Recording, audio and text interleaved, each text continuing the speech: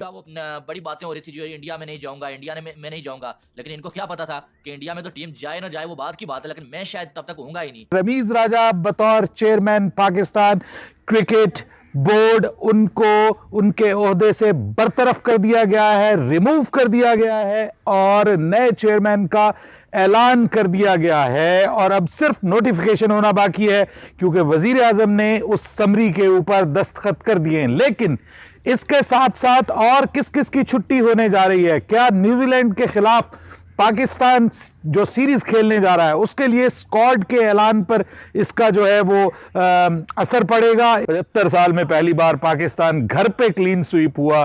75 साल में पहली बार पूरे साल में पाकिस्तान सिर्फ एक टेस्ट मैच जीत सका। तो ये सब कारनामे भी हमने बाबर की कप्तानी और रमीज राजा की जो चेयरमैनशिप है उसमें देखे हैं। लेकिन रमेश राजा ने कुछ ज्यादा ही चैलेंज कर दिया था बीसीसीआई वालों को दोस्तों, तो वो नहीं कर सकता था दोबारा से इतना बड़ा यू टर्न लेने के लिए, तो इस वजह से रमेश राजा को पतलून बाजे को बाजा बजा दिया। तकरीबन 14 महीने तक इस पद पर बने रहने के बाद रमीज राजा को 21 दिसंबर बुधवार को पाकिस्तान क्रिकेट बोर्ड पीबीसी के अध्यक्ष पद से हटा दिया गया है। रमेश सितंबर 2021 में अध्यक्ष बने थे, तब से पाकिस्तान क्रिकेट में कुछ प्रमुख घटनाओं के केंद्र में है, जिनमें 2022 में ऑस्ट्रेलिया और इंग्लैंड क्रिकेट टीमों की मेजबानी करना शामिल है, जिसमें पाकिस्तान आईसीसी पुरुष T20 वर्ल्ड कप के सेमीफाइनल और फाइनल में पहुंचना और महिला विश्व कप भी शामिल है। पीबीसी पाकिस्तान के केंद्र सरकार के सीधे नियंत्रण में है। अगले चेयरमैन नजम सेठी होंगे, जिन्हें पाकिस्तान के पीएम शहबाज शरीफ ने हरी झंडी दे दी है, जो क्रिकेट बोर्ड के संरक्षक है। पीबीसी संविधान पाकिस्तान के पीएम को नौकरी के लिए उम्मीदवार को नामित करने की शक्ति देता है और उनमें से एक को बोर्ड के गवर्नर द्वारा चुना जाता है। कुछ रिपोर्टों में कहा गया है कि पीसीबी में एक गुट रमीज राजा की कार्यशैली से बहुत खुश नहीं था और पाकिस्तान के साथ ऑस्ट्रेलिया और इंग्लैंड के खिलाफ क्रमशः घर में 2 टेस्ट सीरीज हारने से उनका समय लगभग समाप्त हो गया था। पीसीबी अध्यक्ष के रूप में रमीज राजा को बर्खास्त करने की खबरें आने के बाद लोगों की प्रतिक्रिया के ऊपर यह वीडियो है। आजम शहबाज शरीफ ने रमीज राजा की जगह नजम सेठी को नए पीसीबी चेयरमैन की मंजूरी दे दी है। जी बहुत शुक्रिया। ये हमारे मुल्क में रवायत चली आती है कि हर रिजीम चेंज के साथ ही क्रिकेट बोर्ड का सरबराह भी बदलता है, तो मौजूदा को इस रवायत को जारी रखे हुए है। एग्जैक्टली बात तो यही है ना कि देखिए हम ये तो कह रहे हैं कि रजीम चेंज होने के साथ साथ पीसीबी चेयरमैन चेंज होना ये रिवायत अच्छी नहीं है, लेकिन रमीज राजा की कारकर्दगी भी उतनी ही अच्छी नहीं है, तो अब ये तो होना था। This change was inevitable. क्या कहेंगे? जी मैं बिल्कुल आपसे इत्तेफाक करता हूँ। रमीज राजा देखिए वो जो ये यहाँ पे बात जी हमारे मुल्क में होती है जो किसी और मुल्क में नहीं होती कि जी कोई क्रिकेट खेलने वाली शख्सियत जो है साहब टेस्ट क्रिकेट उसको बनाया जाए और वो काम बेहतर करेगा। तो आपने देख लिया कि कैसा बेहतर काम उन्होंने किया है। मेरा ख्याल है कि जितनी खराबी इस दौर में हुई है शायद पहले क्लब क्रिकेट जो थी ग्रास रूट लेवल की क्रिकेट उस पर बिल्कुल तवज्जो नहीं होता थी। बोर्ड का आइन जो है उसका भी समझ नहीं आ रही थी वो कौन सा था। बाकी जो टेस्ट क्रिकेट में मामला हैं वो एक तारीखी किस्म की शिकस्त हुई है पाकिस्तान की टीम को, व्हाइट वॉश जो पहले कभी नहीं हुआ था, ये सब कुछ हुआ है। ये दरअसल सोच ही गलत है। ये क्रिकेट एडमिनिस्ट्रेशन एक और चीज है, क्रिकेट की खेलने की सलाहियत होना दूसरी चीज है। अगर यही ही बात होती तो फिर तो सारे मुल्क के पास ऐसे ऐसे अजीम शख्सियात हैं क्रिकेट खेलने वाली, उन सबको चेयरमैन होना चाहिए था। वेस्ट इंडीज में विविन रिचर्ड्स को होना चाहिए था या लारा को बुला ले। इंग्लैंड में बोथम और इस तरह के साबका खिलाड़ी मौजूद हैं। इंग्लैंड में इंडिया में बेसिकली एक एडमिनिस्ट्रेटर की जॉब है और कोई इसी तरह का सूटेबल। मैं आपको अपना जाती तजर्बा बता रहा हूँ कि आईसीसी का माहौल एक ऐसा होता है कि वो इस चीज से बहुत ही यानी इसका ख्याल रखते हैं और वो खिलाड़ियों की जगह पे रखते हैं और एडमिनिस्ट्रेटर जो होते हैं वो जैसे होता है ना कि साथ या का मामला होता है, वो साथ का एक रुतबा होता है, उसका एक तजर्बा होता है, उसकी विजन होती है, तो वो और चीज होती है। तो ये सोच ही यहाँ पे गलत है। तो रमीज राजा उसका शिकार हुए और निकल गए। अब नजम सेठी साहब तीसरी दफा बने हैं। शाहिद हाशमी साहब ने हमें ज्वाइन किया है। शाहिद साहब, खालिद साहब भी इस बात से एग्री करते हैं कि रमीज राजा का टाइम जो है वो बिल्कुल उसमें कुछ भी ऐसा नहीं है कि जिसपे उनकी तारीफ की जाए, और साथ साथ वो ये कह रहे हैं कि नजम सेठी ने अपने टाइम में बहुत कुछ सीखा और बहुत चीजें बहुत अच्छी तरह से चलाई। और साथ में वो जो डिबेट है कि क्रिकेटर को चेयरमैन होना चाहिए, अब तो खैर भारत भी ये वाली चीज को फॉलो कर रहा है, बट लेकिन एडमिनिस्ट्रेटर का काम है मेनली, ये उन्हीं को सूट करता है। आप क्या सोचते हैं? नहीं, मैं इस बात से तो बिल्कुल एग्री नहीं करता कि रमीज राजा ने कुछ भी काम नहीं किया। रमीज राजा ने काम किया है। रिजल्ट तो कोई भी नहीं आया शायद साहब। सबसे बढ़कर यार आप रिजल्ट, न्यूजीलैंड की टीम आ रही है, इंग्लैंड की टीम आई, ऑस्ट्रेलिया की टीम आई। अगर सितंबर में जो न्यूजीलैंड की टीम चली गई थी और उसके बाद एक दफा फिर पाकिस्तान को आइसोलेशन का सामना करना पड़ता, तो क्या ये रमीज राजा ने काम नहीं किया? उन्होंने धमकी नहीं दी कि हम किस तरह से बाइकआउट करेंगे, उन्होंने ये नहीं कहा। बट धमकियां तो उन्होंने सबको दी है। प्रॉब्लम ये है कि वो बहुत ज्यादा ऐसा ना करें, हाँ, नहीं बहुत ज्यादा एरोगेंस वो लेकर आए।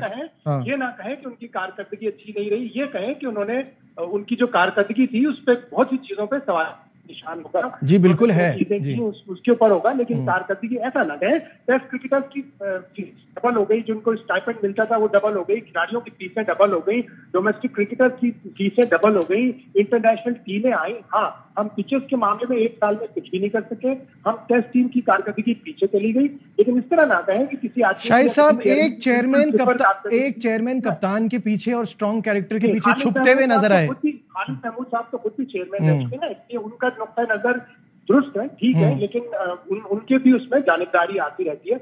अच्छा, जहां तक ये प्रोसेस है, ये शाह खालिद तो जाहिर है वजीर आजम हाउस का आईपीसी का सारी हमें कहानी बता रहा है। इतना आसान नहीं है ये कि रिपील कर दें या 2019 के कॉन्स्टिट्यूशन को हटा दें। पाकिस्तान में तो ये होता है कि जिसकी लादी उसी की बहस, उसी का कानून, लेकिन फिर वो लीगल उसमें चला जाएगा। जब नजम सेठी को 2013 में चेयरमैन बनाया गया था तो जका अशरफ अदालत में गए थे और उन्होंने वो रीइंस्टेट हुए थे इस्लामाबाद हाई कोर्ट के जरिए।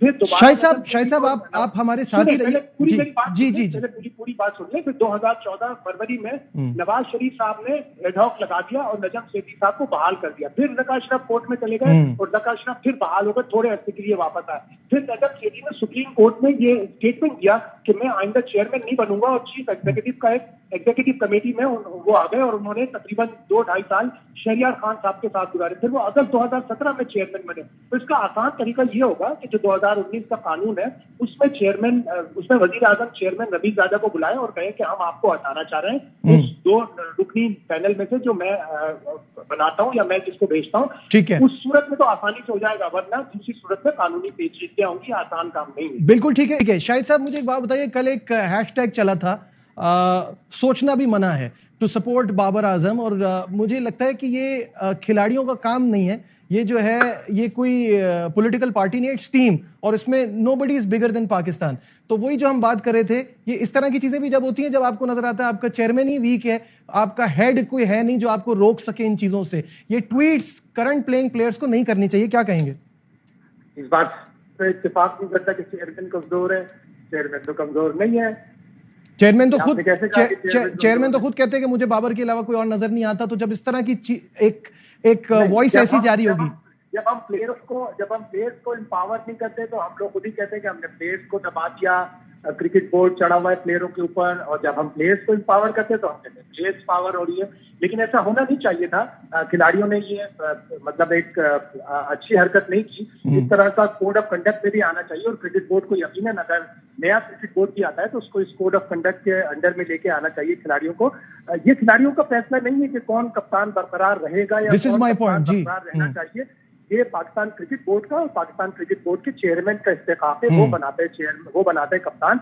कल को अगर खिलाड़ियों में इतना इत्तेहाद होगा, मेरा सवाल ये कि कल को अगर मोहम्मद रिजवान को, जिनकी टेस्ट मैचों में जरा परफॉर्मेंस इतनी अच्छी नहीं चल रही, अगर कल को cricket board chairman Mohammad Rizwan को बना देता है तो क्या इस तरह के ट्वीट हमें देखने को मिलेंगे? हमें ऐसा नजर ही आ रहा था, क्योंकि रमेश राजा वैसे ही उनकी हरकतें भी वैसी नहीं थी जैसी पीसीबी के चेयरमैन की होनी चाहिए। बड़ी बड़ी बढ़के मार के वो आए थे, जब उनका यूट्यूब चैनल होता था वहां पर बड़ी बड़ी बातें, ओ जी मैं आऊंगा तो पाकिस्तानी क्रिकेट को जाओ तेज खेलना सिखाऊंगा, ये करूंगा वो करूंगा, ड्रॉप इन पिचेस लाएंगे, पता नहीं क्या क्या बढ़के मार ली थी। लेकिन आते साथ काम कुछ नहीं किया। वो कहते हैं ना कि जो गरजते हैं वो बरसते नहीं है। तो रमेश राजा ने मुंह के साथ काम किया, लेकिन बाकी बातों के साथ ही काम किया, बाकी कोई काम उन्होंने नहीं किया। और जो हालात अच्छे बने हुए थे वो भी उन्होंने बिगाड़ दिए। पिचेस घटिया किस्म की पिचेस बनवाई, रावलपिंडी स्टेडियम को डीमेरिट पॉइंट दिलवा दिया, खिलाड़ी परफॉर्म नहीं कर रहे हैं। रमेश राजा मीडिया पे आके बढ़ के मार रहे हैं, नहीं जी ये डोमिनेट कर रहे हैं। पता नहीं कौन सी डोमिनेशन थी जो हमें नजर नहीं आई कि खिलाड़ी कहां पर डोमिनेट कर रहे हैं। रमेश राजा गंदी से गंदी तरीन परफॉर्मेंस के बावजूद आके जो है खिलाड़ियों को डिफेंड कर रहे थे। टीम सिलेक्शन रमेश राजा ने क्या किया है, रमेश राजा को जिस बंदे के साथ लगती नहीं थी